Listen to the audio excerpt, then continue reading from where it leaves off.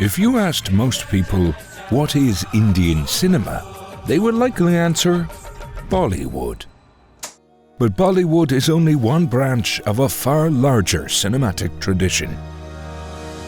In this three-part series, we hope to correct this assumption, to revel in the sights and sounds of truly magical work, and to trace this rich history back to its roots.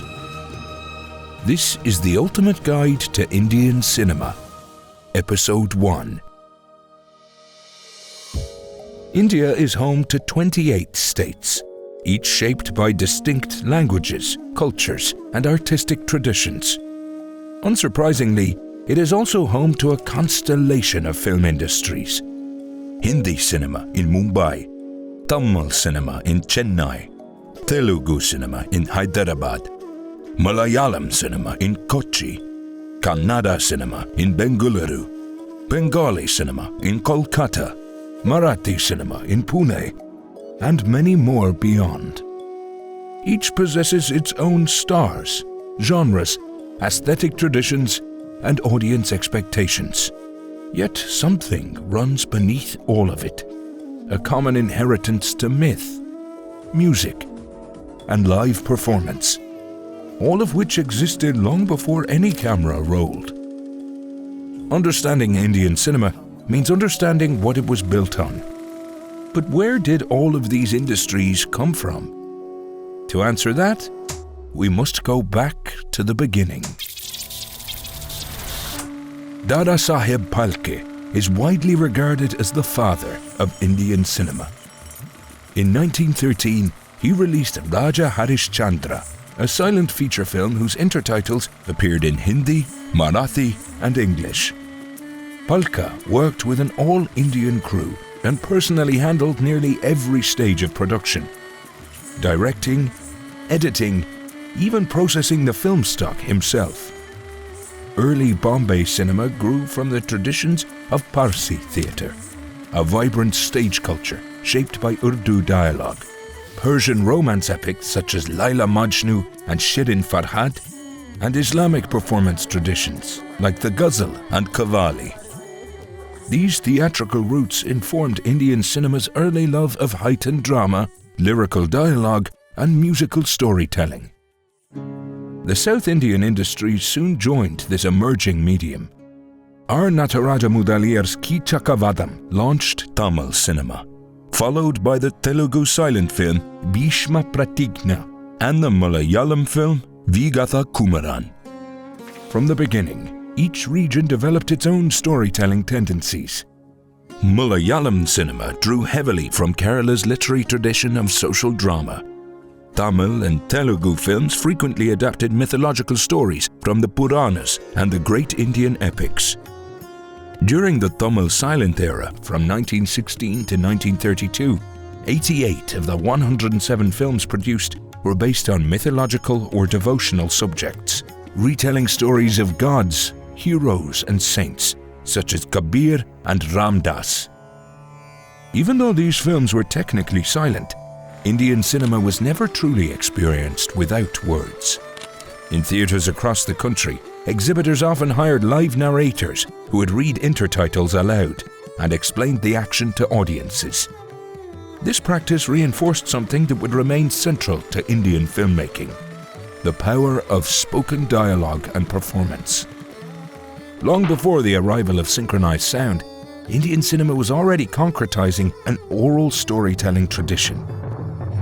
Romeo, Juliet, Laila, Majnu, Shri और फरहाद, इनका सच्चा इश्क ज़माने को अब तक है यार. Music, too, was rarely absent. Many screenings featured live accompaniment. Tablas, harmoniums, or small orchestras added emotional rhythm to the unfolding drama. These musicians, frequently hired from theatre ensembles, would later become some of the pioneers of Indian film music direction. That transition came in 1931 with Ardeshir Irani's Alam Ara, the first Hindi talkie. Following its success, Irani entrusted the expansion of sound cinema in South India to H.M. Reddy, who had assisted him during the film's production. Reddy would soon achieve a rare distinction in film history, directing both the first Tamil talkie, Kalidas, and the first Telugu talkie, Bhakta Prahlada. Meanwhile, in the East, Bengal emerged as another early centre of film production, with Calcutta rapidly developing into one of the subcontinent's major cinematic hubs. Studios such as New Theatres helped pioneer literary adaptation, musical drama, and sophisticated sound filmmaking. तो उस वक्त वो लोग मुझे देखकर हंस क्यों रहे थे? हंस क्यों रहे थे? तुम्हारा लिबास देखकर हंस रहे थे. Further east, filmmakers such as Jyothi Prasad Agarwala helped lay the foundations of Assamese cinema, extending the medium's reach into India's northeastern cultural traditions. By the 1940s and 1950s, a new generation of filmmakers laid the groundwork for what is often called the golden age of Indian cinema. Among its most influential figures was Raj Kapoor, the son of Prithviraj Kapoor. Kapoor believed deeply in the primacy of artistic expression, once saying, "Filmmaking is an art. I agree that there should be some kind of economics, but for a true filmmaker, the heart has to reign supreme. I would hate to live in an era where films are not being made as a creative pursuit, but where numbers are motivating filmmaking." जरा सोचो, हम जैसे लोग पैसे के बगैर कर ही क्या सकते हैं? इस दुनिया में तो सांस लेने के लिए भी पैसा चाहिए. पैसा पैसा पैसा.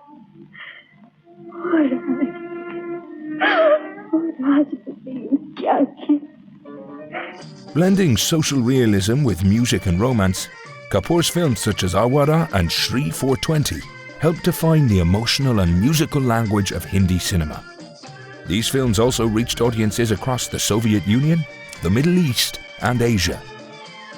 Through his everyman protagonists, deliberately evocative of Charlie Chaplin's Tramp, Kapoor helped introduce Indian cinema to a truly global audience. मेरा जूता है जापानी, ये पतलून इंग्लिस्तानी, सर पे लाल टोपी रूसी, फिर भी दिल है हिंदुस्तानी. मेरा जूता है जापानी. At the same time, filmmakers such as Guru Dutt explored a more introspective and poetic dimension of the medium. Films like Pyasa and Kagas Ke Phool combined lyrical music with striking visual compositions, meditations on alienation, artistic struggle, and the cost of fame. मुझे उनसे कोई शिकायत नहीं. मुझे किसी इंसान से कोई शिकायत नहीं. मुझे शिकायत है समाज के उस ढांचे से जो इंसान से उसकी इंसानियत छीन लेता है, मतलब के लिए अपने भाई को बेगाना बनाता है, दोस्त को दुश्मन बनाता है. मुझे शिकायत है उस तहजीब से, उस संस्कृति से जहां मुर्दों को पूजा जाता है और जिंदा इंसान को पैरों तले रौंदा जाता है, जहां किसी के दुख दर्द पे तो आंसू बहाना बुज़दिली समझा जाता है, छुप के मिलना है कमजोरी समझा जाता है. ऐसे माहौल में मुझे कभी शांति नहीं मिलेगी मीना, कभी शांति नहीं मिलेगी. इसलिए मैं दूर जा रहा हूं, दूर. Together, Kapoor and Dutt revealed the extraordinary stylistic elasticity of Hindi cinema at its height. Meanwhile, in South India, stars were forging similarly powerful connections with regional audiences. In Tamil cinema, M.G. Ramachandran, widely known as MGR, became the archetype of the working-class hero confronting everyday injustice. Across his films he appeared as a fisherman, rickshaw puller, gardener, taxi driver, quarry worker, circus performer, and cowherd, figures drawn from the overlooked labouring classes of society. Many of his most popular films even took their titles from these professions. Padagoti, Vivasai, Matukara Velan, and Rikshakaran. Through these roles, MGR transformed cinema into a vehicle for social aspiration. In neighbouring Telugu cinema, N.T. Ramarao, NTR, emerged as an equally iconic figure. though his screen persona drew more directly from India's mythological traditions. NTR became famous for portraying divine and epic characters such as Krishna, Rama, and Karna, bringing the heroes of the Mahabharata and the Ramayana to life for modern audiences. His performances helped cement the lineage between Indian cinema and its mythological storytelling heritage. Kannada cinema too developed its own rich star tradition during this period. Performers such as Dr. Rajkumar became beloved cultural icons.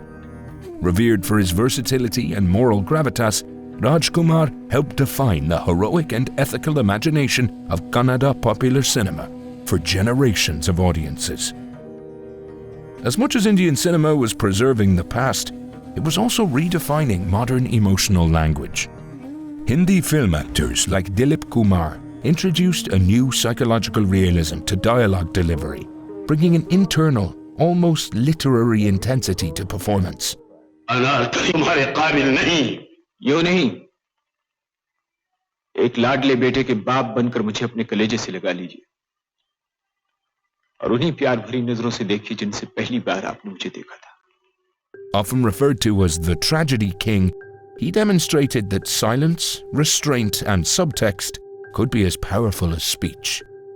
This foundation was transformed in the late 1960s by Rajesh Khanna, widely regarded as India's first true romantic superstar. His soft-spoken, intimate, emotionally direct style reshaped the relationship between actor and audience, making the camera feel less like a stage and more like a confidant. ए बाबूशाह, देखो ना, मेरा भी कोई नहीं, तुम्हारा भी कोई नहीं. जब तक हूँ, अपने पास ही रहने दो ना. By the close of the 60s, you can already see the shape of everything that was coming.